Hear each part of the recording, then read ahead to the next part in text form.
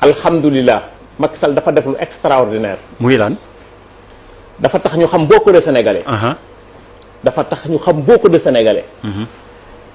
gis nga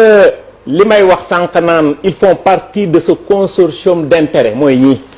ñan fi ñoom ñi toog ñëpp mënuñu wax sax un seul mot ensemble. c'est une honte ñoom il doit raser les murs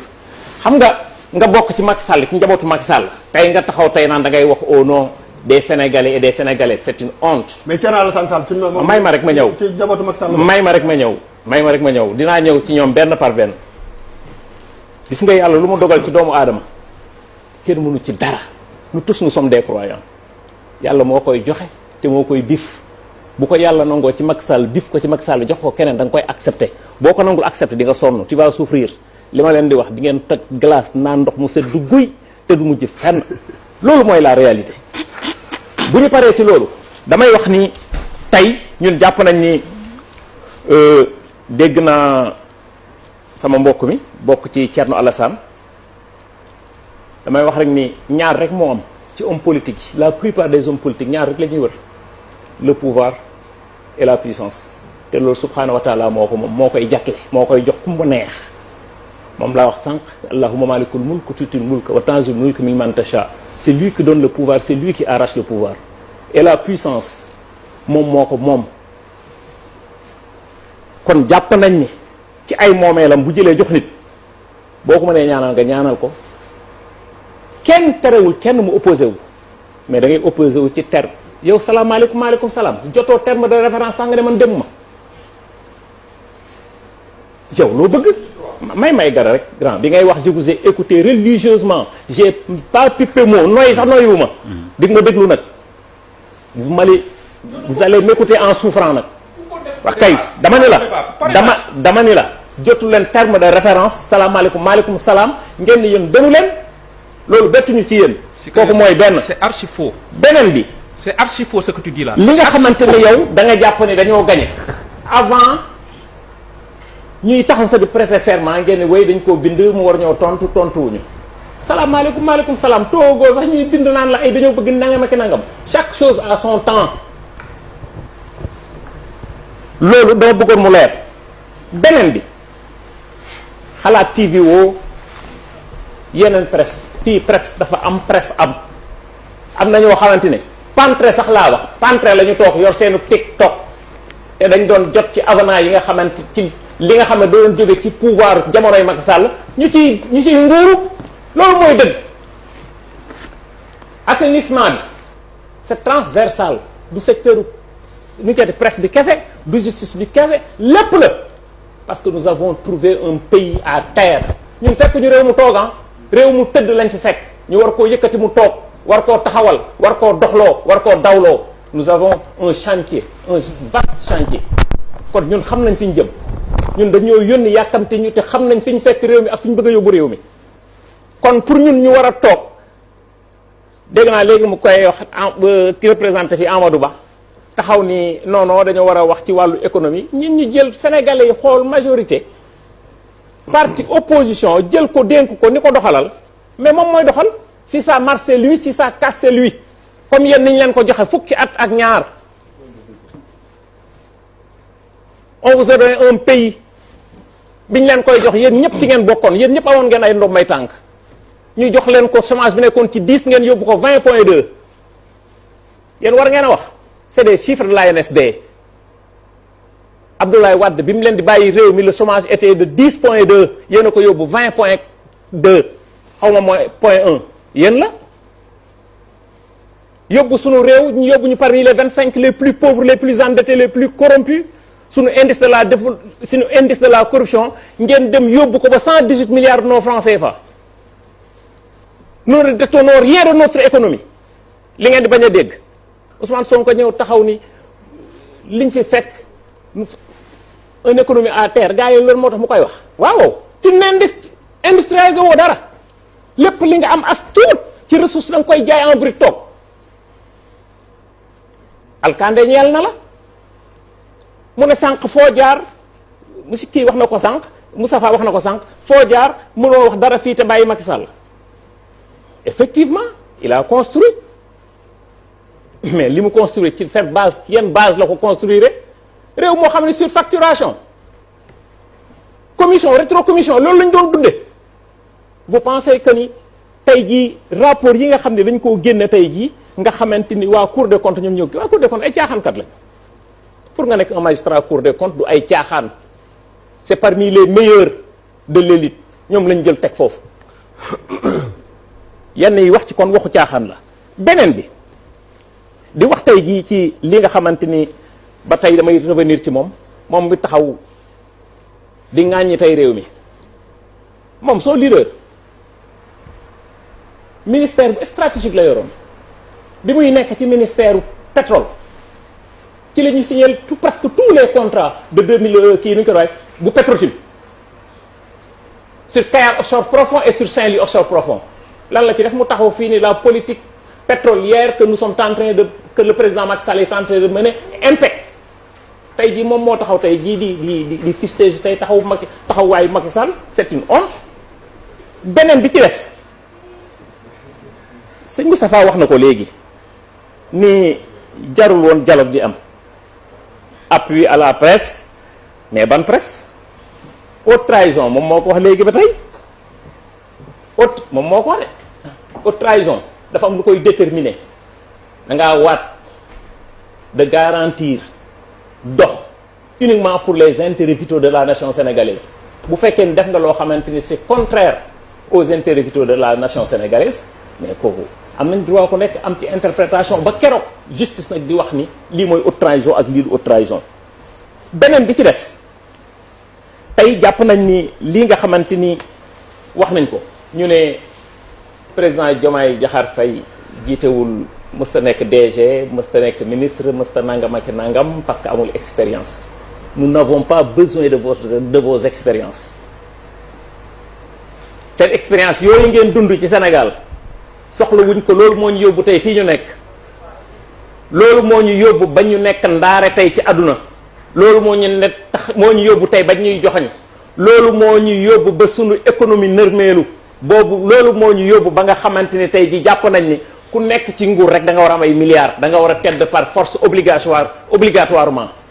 loolu moo tax tey jàpp nañ ni yéen ñi nga xamante ni yéen a fi nekkoon boobu ba tey ngeen taxaw di wax naan ay expérience nous n'avons pas besoin de cette expérience parce que cette expérience nous fait honte te ñun kon jàpp ñu ni tey loolu moom ci luy ñoŋal sunu mbir la tey jii wax nañ ko léegi bu fekkee ni kon dañoo war a dem tey jii ci dialogue xam nga un pays fort se construit en période de paix liñ naan la guerre se prépare en temps de paix ñun mënuñoo toog ba am fi ay 80 morts ñu jàpp ay milliers de personnes di leen dugal ci ay prison di persécuter nit ñi mu am ay crimes économiques ak ay crime de sang ñu toog naan dañuy dialogue duñ ko def parce que nous sommes responsables fii wax ko ak ñàkk ko wax a fi nekk wax nañ ko léegi 365 partis politiques dans un petit pays comme le Sénégal xam nañ loolu ça n'existe pas amul wala bu amee boobu waxuma la ay cabine téléphonique waaye lu gën a tuuti cabine téléphonique sax bu la neexee nga tuddee ko kon bu ñu ne dañ koy assainir kay am ay termes de référence yu leer booba damay dalal sa xel foofu termes de référence yi ñuy wax ni loolu la ñuy waxtaane loolu lañ fay waxtaane ku nekk joxe ci sa point de vue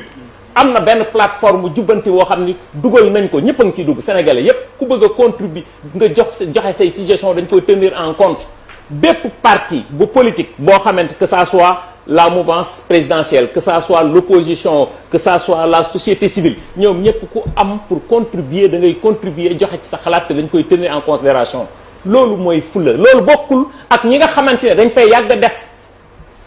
ay dialogue yoo xam ne dañ naan waaw indi leen jox leen man su ma paree jël ci man la ma intéressé ñii du ñoom wax naa ko sànq xam nga fii amul xam-xam bu ñu fi gisul amul xam-xam bu ñu fi déggul amul vision bu ñu fi déggul nit ñi di ko wax mais la différence de cette génération de rupture li ko différencier ak ñi nga xam ne jot nañ fay jaar yépp c'est le courage politique et ce courage politique là ñun dañ koy exercer parce que loolu la ñu gëm waaw après beneen bi nga xamante ne wax na ci léegi mu ne dama doon toog fii 1 an derrière je ne sais pas di défendre sama leader Abdourahmane Diouf Sy nous avons un parti politique bu tudd Awalé ba tey am nañu parti politique ñu toog 2 ans war a am récépissé Macky Sall joxuñu récépissé bi ñuy faloo ci lañ doog am suñu récépissé ndax lan parce que non jàmbaar bi ngeen war a dindi ñu dindi ko ñu toog traîné nañu loolu 2 ans amuñu récépissé élection ñëw avant élection di ñëw ñu battre campagne ak waa PASTEF et nous l'assumons tey jii nous sommes de la mouvance présidentielle avant tey jël nañu pouvoir bi ñu ngi ci et nous allons continuer à cheminer avec eux parce que liñ ñu won doy nañu ñoo bokk politiquement idéologiquement sunu ngëm-ngëm nous sommes des afro-souverainistes ce patriotisme là chevillé au corps nous l'incarnons de la tête jusqu'au bout de nos ongles l'essentiel que nous puissions triompher fi nga xam ni foofu la ñu bëgg a yóbbu ñun Sénégal ñu ni woy dafa yeex li ñuy def dafa yeex si allons sûrement mais lentement jéego bu ñu teg nag duñ ci revenir at xam nga c'est pas dans la précipitation ou bien dans la vitesse qu'on règle les urgences d'un pays wax na ko léegi naan noo dañuy rester c'est pas le fait de rester fi ñu jëm dafa leer ñu xam fi ñu jëm ñun te nañ fa egg insha allahu rabbi ñoom li tax egguñu foofu ci fukki at ak ñaar parce que dañoo yàgg def ay tappale ci dëkk bi xam nga ñun nous voulons une économie structurelle et non conjoncturelle conjoncturelle mooy dabb daaxe bi ñu nekkee woon ñoom ñun weesul nañ suñu bopp loolu nous avons le potentiel en ressources humaines et en ressources naturelles nous avons tout le potentiel pour faire ce Sénégal l'un des pays d'élite tey ji on peut être un hub minier un hub gazier un hub maritime ah tey jii ñuy tax di wax naan first satellite le Sénégal dans l'espace ñuy wax hybride nan lañ ko waay hybride bimodal di wax hybride énergétique comment faire tey jii ñun pour am sunu industrialisation sunu réew sans l'aide de personne nous allons industrialiser notre pays mooy li ma tàngoon sànq di ko développer ñu ne économiquement may gale mais sans l'aide de personne ce n'est pas possible. non su ma nee la sans l'aide de personne may gale non may gale su ma nee sans l'aide de personne nous avons 32 ressources dans ce pays en onshore may ma rek en onshore et waxuma la en offshore mais lii wax nga ko fi 50 fois. non dama ko bëgg wax ni je vais réitérer te dinaa ko waxaat suba dinaa ko waxaat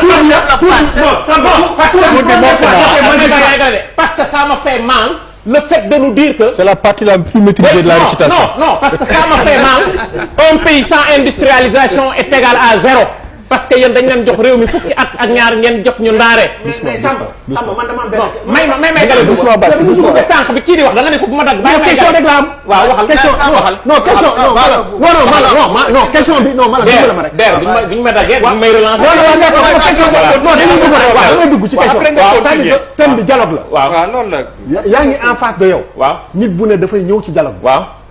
ci laa jëm de. waaw mais non xaaral rek dama ne damay ngénte. waaw nit ki nee na damay ñëw ci ngénte tudd bi. waaw c'est-à-dire que nga naan ko yow boo fi ñëwee. na nga fexe c'est-à-dire que man le ton. c'est pas le ton de quelqu'un boo xam ne c'est-à-dire que man xoola dëggantaan. moo tax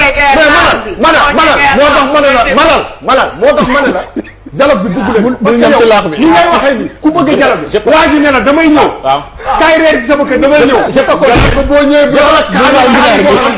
je peux continuer. je peux continuer continuer man li ma wax dafa clair. ñoom bi ñuy jël seen temps d'antenne di dal ci kaw mouvance présidentielle vous n'avez pas pipé mon donc laissez-moi moi aussi développer non rek laissez-moi développer comme je veux. may gale malal non may gale après nga wax poser question ci kaw loolu ñoom ñaar ñi ñu ngi nuy toog nee nañ ñoo bokk coalition kii neen day dem kii ni demul. ba pare sóori attaqué naa ko ci yenn non may ma rek. on a pipé moi dama ne non nous nag on pipe moom kii moom day pipé. waaw non dama ne. ay verbe ñoom ñaar ñii laa wax ñoo bokk benn coalition te kenn ki. tu pipe moi je te laisse terminer après je te réponds. nee na day dem keneen ki nee na demul dama ne la loolu mooy incohérence te nee na ñu ngi bokk benn coalition si c'est de l'incohérence. mais non may ma rek may gële bu ba. c'est de l'incohérence ku nekk am nga perception xoolal noo ko defee. ku nekk am nga perception bi moment où day na bokk coalition. parce que ñun dinañ wax démocratie dañoo xam li